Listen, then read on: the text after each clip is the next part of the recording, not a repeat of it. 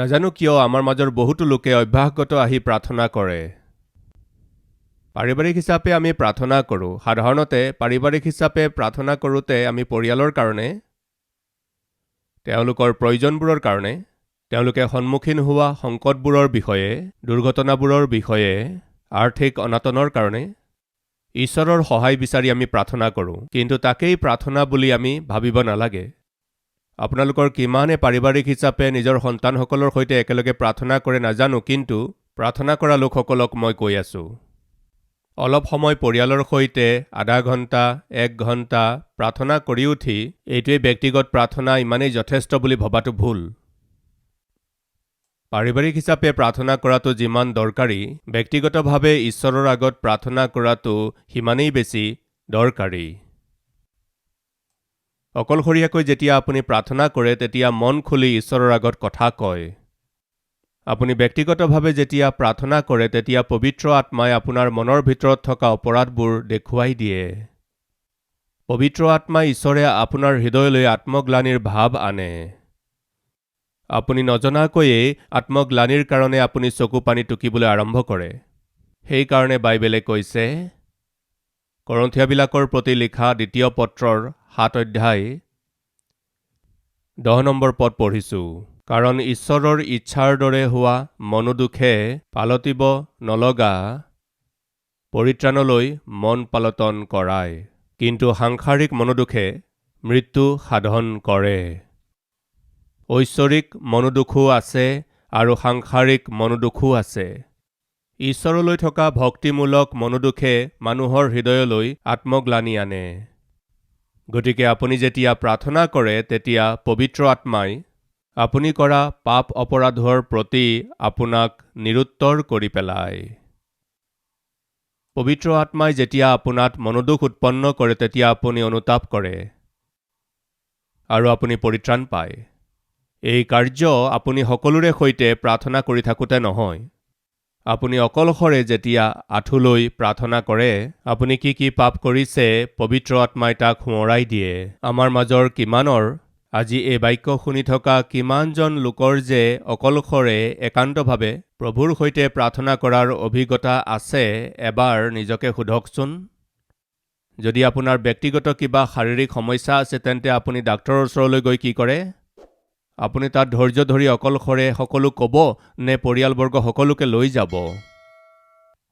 ভিতৰলৈ সোমাই গৈ ডাক্তৰৰ ওচৰত এখন সৰু চকী থাকে, তাতে বহিবলৈ দি কয়, কওকচোন কি হৈছে? তেতিয়া আপুনি সকলো ডাক্তৰক কয়। ডাক্তৰজনক সকলো বিৱৰি কয়। আপোনাৰ হৈ আপোনাৰ পত্নীয়ে যদি কথা কয়, আপুনি অলপ ৰ'ব। আপুনি কওকচোন, তেওঁ কথা ক'ব নাজানে, মই কওঁ ৰ'ব। তেওঁ কথা ক'ব নাজানে নহয়, তেওঁ কথা ক'ব নোৱাৰা অৱস্থা আপুনিয়ে কৰিলে। ডাক্তৰৰ ওচৰলৈ গ'লে ডাক্তৰে এইদৰে কৰে, যিজনৰ বেমাৰ হৈছে তেওঁক তাতে বহুৱায়। আশে-পাশে থকা সকলো লোকে সেই বেমাৰৰ বিষয়ে পৰামৰ্শ দিলে, বিৱৰণী দিলেও আপুনি মনে মনে থাকক, তেওঁ ক'ব বুলি কয়। যিজনৰ বেমাৰ হৈছে তেওঁৱেই ডাক্তৰক বিতংকৈ ক'ব লাগে। ঈশ্বৰৰ উপস্থিতিলৈ অহা ব্যক্তিজনেহে নিজৰ বিষয়ে ঈশ্বৰৰ আগত সকলো ক'ব লাগে। হাততালি বহুতো বজাইছে, কিন্তু মোৰ প্ৰশ্নটো হৈছে, কিমান সময় হৈ গ'ল অকলশৰে ঈশ্বৰৰ উপস্থিতিত আপুনি আঁঠু লোৱা? সমস্ত মনেৰে মুখামুখিকৈ ফেচ টু ফেচ ঈশ্বৰৰ আগত কথা কোৱা কিমান সময় হৈ গ'ল? এবাৰ ভাবি চাওকচোন। আপুনি প্ৰাৰ্থনা কৰাৰ সময়ত আপোনাৰ হৃদয়ে কি কথাত আপোনাক দোষী কৰে, সেইবোৰৰ বিষয়ে ঈশ্বৰে আপোনাৰ হৃদয়ত মনোদুখ উৎপন্ন কৰে। প্ৰভু, এই বিষয়টোত মই আপোনাক বৰ দুখ দিলোঁ, মোক ক্ষমা কৰক পিতৃ। এইদৰে কোৱাৰ সময়ত আপুনি নজনাকৈয়ে আপোনাৰ চকু পানী ওলায়। অনুতাপ আৰু দুখত আপুনি ভগ্ন হৃদয়ৰে সৈতে প্ৰাৰ্থনা কৰে। সেয়া কেতিয়া জানেনে?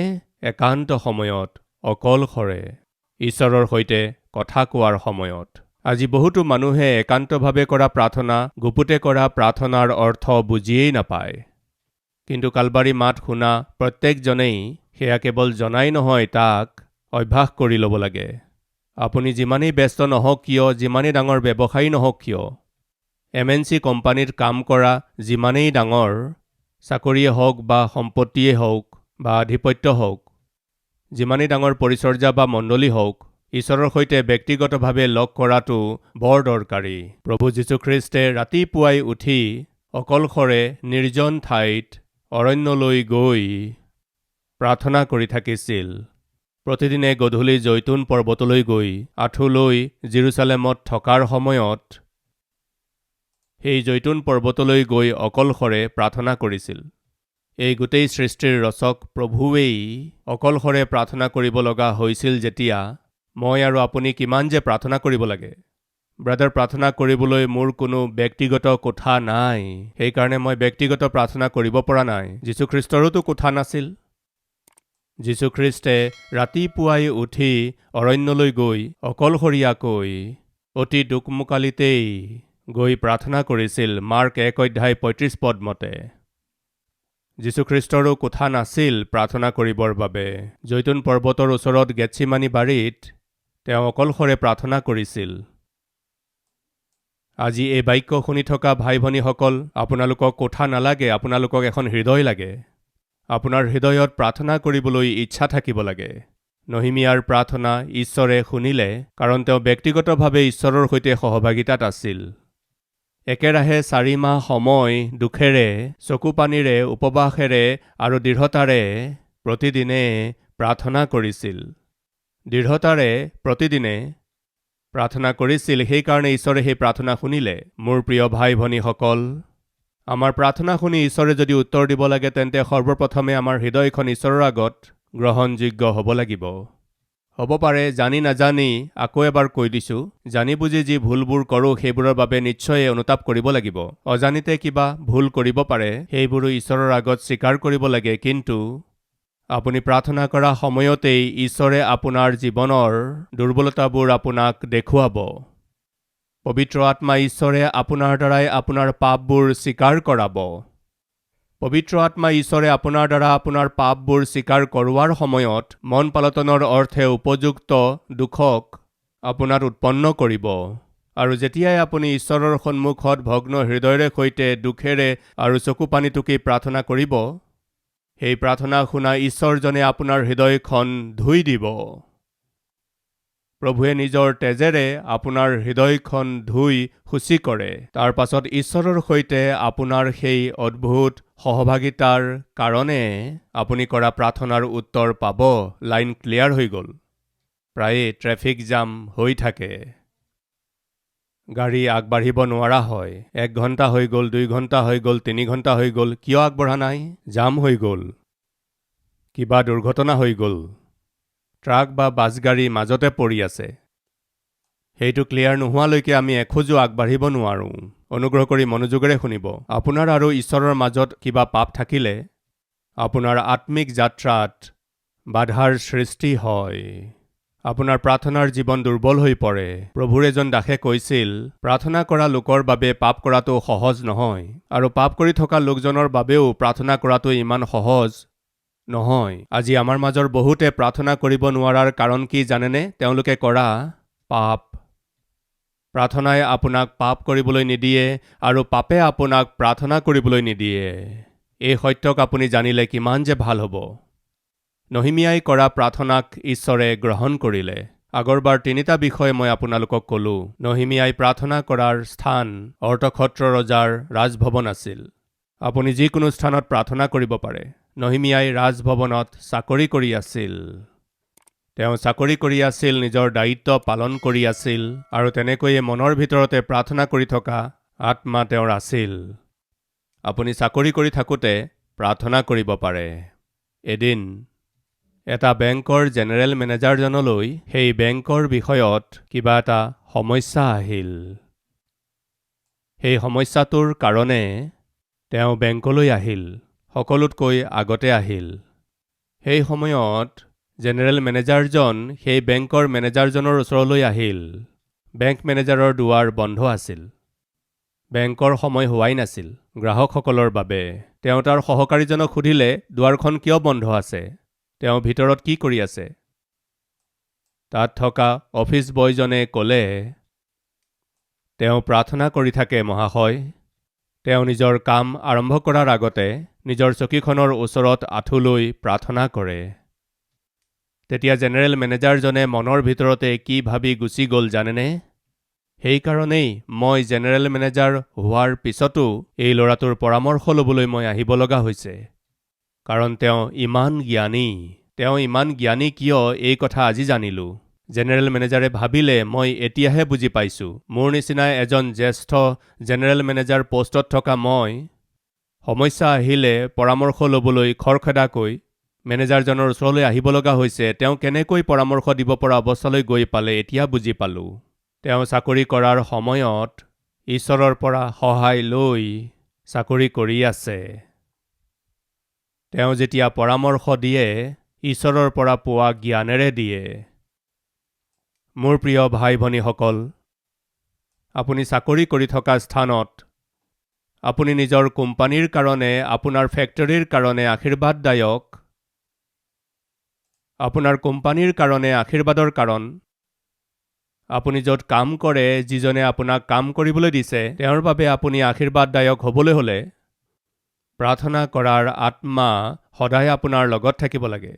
নহিমিয়া এজন প্ৰাৰ্থনা কৰা ব্যক্তি আছিল। সেইকাৰণে ৰজাই সুধিলে, তোমাক কি লাগে নহিমিয়া? ৰজাই এইদৰে সোধোতে খেলিমেলিকৈ তেওঁ একো নক'লে। নাজানো কিয় কিছুমান মানুহৰ বহুত বেছি পেক কৰি থকাৰ অভ্যাস থাকে। তোমাক কি লাগে নহিমিয়া? এই বুলি কওঁতে মই স্বৰ্গৰ ঈশ্বৰৰ আগত কি কৈছে? প্ৰাৰ্থনা কৰি শ্বৰ্ট প্ৰেয়াৰ। কিমান যে চুটি প্ৰাৰ্থনা কৰিছিল উত্তৰ দিয়াৰ আগতেই। It was a very short prayer. একেবাৰে চুটি প্ৰাৰ্থনা আছিল। কিন্তু সি ডাঙৰ উত্তৰ আনিব পৰাৰ কাৰণ কি জানেনে? তাৰ আঁৰত এটা মহান প্ৰাৰ্থনাশীল জীৱন আছে। নাপাহৰিব। মই প্ৰাৰ্থনা কৰি ৰজাৰ আগত এইদৰে নিবেদন কৰিলোঁ। সেয়া কি বাৰু? যদি মহাৰাজে ভাল দেখে আৰু আপোনাৰ এই বন্দীয়ে যদি অনুগ্ৰহ পাওঁ, তেন্তে মোক জিহুদালৈ, মোৰ ওপৰ পিতৃবিলাকৰ মৈদামৰ নগৰলৈ পঠাই দিয়ক। মই তাক পুনৰাই সাজিম। তেওঁ প্ৰাৰ্থনা কৰাৰ স্থান ৰাজভৱন আছিল। তেওঁ প্ৰাৰ্থনা কৰাৰ সময় বৰ কম সময় আছিল, একেবাৰে কম সময়। তেন্তে সেই প্ৰাৰ্থনাৰ বাবে পোৱা উত্তৰ তিনিটা কথা: প্ৰাৰ্থনা কৰা স্থান, প্ৰাৰ্থনা কৰাৰ সময় আৰু প্ৰাৰ্থনাৰ পৰা পোৱা বা প্ৰাৰ্থনাই লৈ অহা উত্তৰ। কেনেকুৱা উত্তৰ পাইছিল জানেনে আপুনি? মই পঢ়িছোঁ, চাব।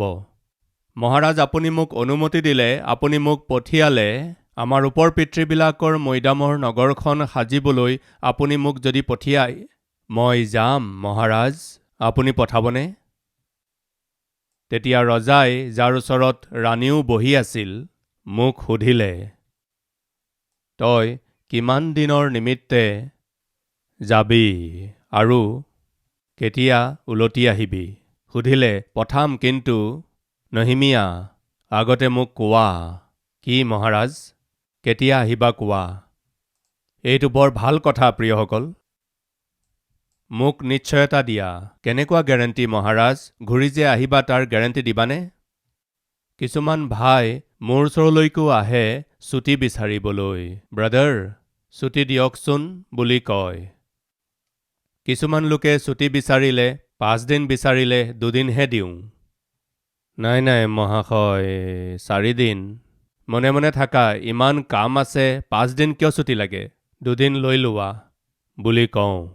কিছুমানে আহি এসপ্তাহৰ বাবে ছুটি লাগে বুলি কয়। তেনেকৈ ক'লে মুখলৈকো নাচাওঁ। লৈ লোৱা ভাই, লৈ লোৱা। লৈ লোৱা বাবু, লৈ লোৱা। তেওঁলোকে খুজিবলৈহে পালে। এতিয়া ডাইৰেক্টটো সুধিব নোৱাৰোঁ নহয়, গেৰেণ্টি দিব জানো বুলি। কি গেৰেণ্টি ভাই? আৰু কেতিয়াও নাহোঁ বুলি। কি বুলি কৈ আকৌ কেতিয়াও নাহোঁ বুলি গেৰেণ্টিটো বিচাৰিব নোৱাৰোঁ নহয়। তেওঁলোকে ভাবিব পাৰে, নাজানো কিয় ব্ৰাদাৰে ছুটি বিচাৰিবহে পালোঁ, লগে লগে দি দিলে। কিমান যে ভাল। ভাল নহয় ভাই, মোক তুমি বুজি পোৱা নাই। এতিয়াৰ পৰা চাব, আমাৰ মানুহে ছুটি ল'বলৈ আহিলে মোৰ মুখলৈহে চাব। তেওঁ কিবা কৰিব, মুখলৈ নোচোৱাকৈয়ে দি দিব নে 5 দিন বিচাৰিলে 2 দিনহে দিব।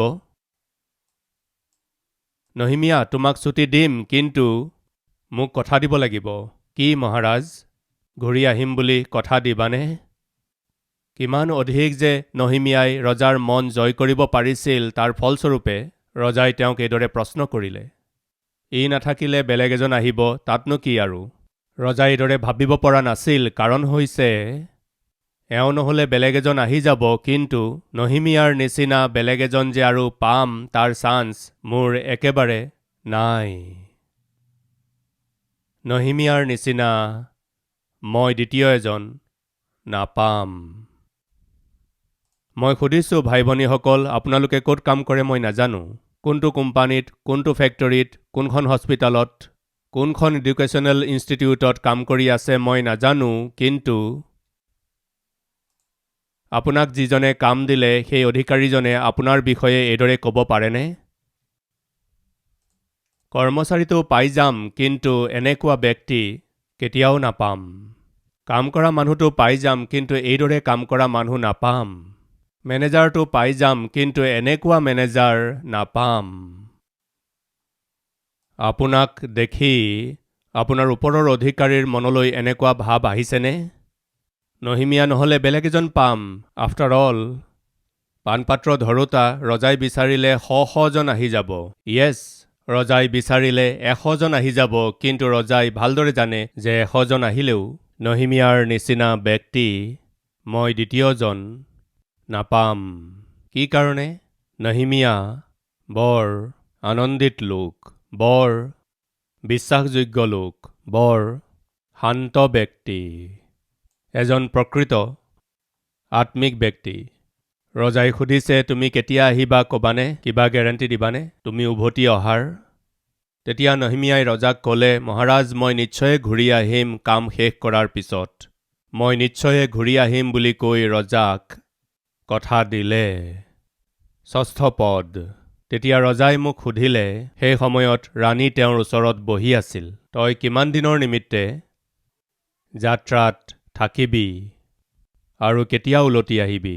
পাছে ৰজাই মোক অনুগ্ৰহ কৰি পঠাই দিলে। নহিমিয়াক পঠাবৰ বাবে ৰজাৰ মনত অনুগ্ৰহ উৎপন্ন কৰিলে। পাণপাত্ৰ ধৰোতা ৰজাৰ আগত পাণপাত্ৰ আগবঢ়াই দিওঁতা। কি হ'ল জানেনে? প্ৰাৰ্থনাৰ দ্বাৰা, পবিত্ৰতাৰ দ্বাৰা এখন দেশৰ তেওঁ ৰাজ্যপাল হ'ল।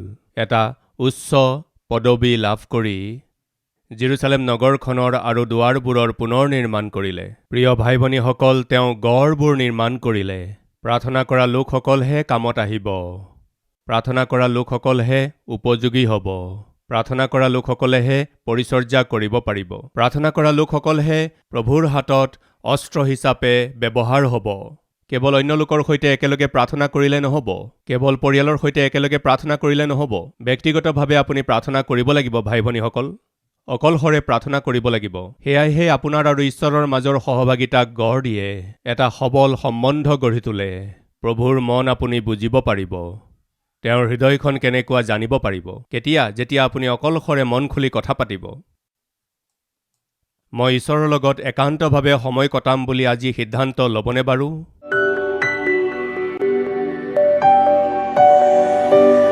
পবিত্ৰ পিতৃ ঈশ্বৰ, নহিমিয়াই কৰা প্ৰাৰ্থনাৰ অদ্ভুত উত্তৰ আপুনি দিলে। নহিমিয়াই আশা কৰাতকৈ বেছি, নহিমিয়াই কল্পনা কৰাতকৈ বেছি অতি উত্তম উত্তৰ নহিমিয়াক আপুনি দিলে। পিতৃ, এই বাক্যই আমাৰ জীৱনত ফল ধৰিব লাগে। এই বাক্যই মোত আমাত কাৰ্য কৰিব লাগে। আপোনাৰ উপস্থিতিত আমি একান্তভাৱে থাকিব লাগে। এনেকৈ নথকাকৈ আমাৰ এদিনো পাৰ হ'ব নালাগে। এনেকুৱা প্ৰাৰ্থনাৰ জীৱন, এনেকুৱা পবিত্ৰ জীৱন, এনেকুৱা বিশেষ জীৱন সকলোকে দিয়ক পিতৃ। সৰু ডাঙৰৰ মাজত পাৰ্থক্য নাৰাখি, যুৱক যুৱতী হ'ব পাৰে, ছাত্ৰ ছাত্ৰী হ'ব পাৰে, স্কুললৈ যোৱা হ'ব পাৰে, জ্যেষ্ঠ হ'ব পাৰে, অৰ্ধবয়সৰ হ'ব পাৰে, যিকোনো বয়সৰ হ'ব পাৰে। আজি বাক্য শুনি থকা প্ৰত্যেকে একান্তভাৱে আপোনাৰ উপস্থিতিত আঁঠু লৈ প্ৰাৰ্থনা কৰিবলৈ অনুগ্ৰহ দিয়ক।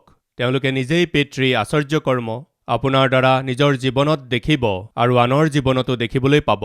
এনেকুৱা অনুগ্ৰহ দিয়ক পিতৃ, আপোনাক ভাল বিবেকেৰে সৈতে, সূচী বিবেকেৰে সৈতে আপোনাৰ পৰিচৰ্যা কৰিবলৈ, আদৰ কৰিবলৈ, মহিমা কৰিবলৈ, আপোনাৰ সাক্ষ্য হৈ জীৱন যাপন কৰিবলৈ মহান সৌভাগ্য আমাক দিয়ক। যীশুখ্ৰীষ্টৰ নামত মাগিছোঁ পিতৃ, আমেন।